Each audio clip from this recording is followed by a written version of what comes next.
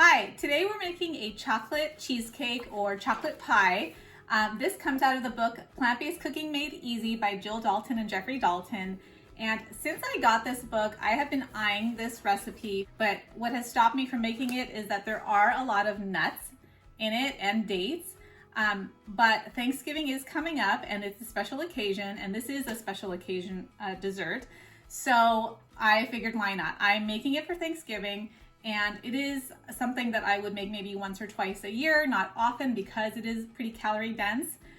However, it is made with whole plant food. So you're getting the whole food. For example, the sweetener is dates and raisins. The fiber is intact with the fruit, and that makes it healthier than refined white sugar, which is highly processed and has no fiber at all. So the recipe is in the description, and let's get started. The ingredients you'll need are dates, raisins, unsalted raw cashews, unsalted raw almonds, and I'm using sliced almonds, unsweetened almond milk, cocoa, and water.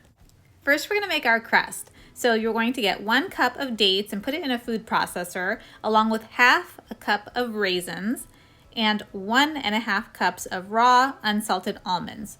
Mix the ingredients until the mixture starts sticking together.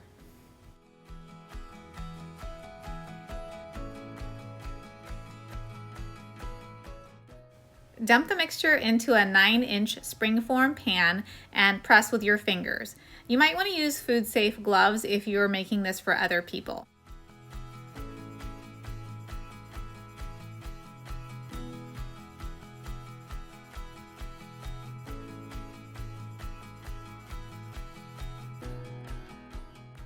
Now it's time to make your filling. So into a high-speed blender, you're going to add 4 cups of raw unsalted cashews, 2 cups of dates, 1 cup of cocoa powder, 1.5 cups of water, and 1 cup of unsweetened almond milk.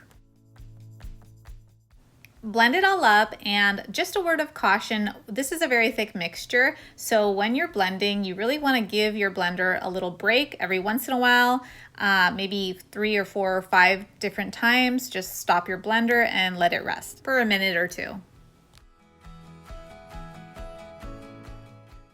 This is what your filling will look like, and now it's time to pour it on top of the crust. So you're going to pour your filling, and then you're going to give it a little shake and smoothen it out with the back of a spoon, make it nice and flat.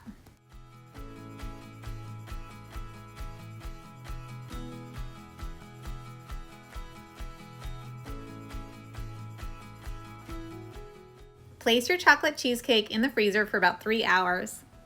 I took mine out after about 2 hours, and it was still a little bit soft, so that's why I recommend 3 hours. But once it is ready, you're going to want to get a knife and slide it around the perimeter of your cake to kind of detach it from the springform pan, so that when you unlock the pan, it comes off very easily, as shown here.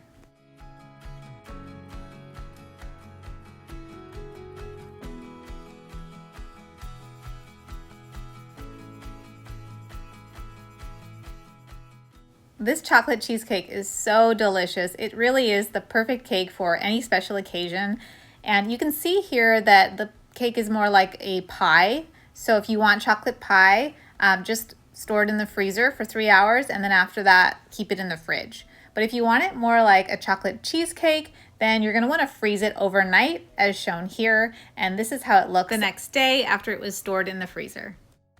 Honestly, any way you have it, as a pie or as a cheesecake, it is so yummy.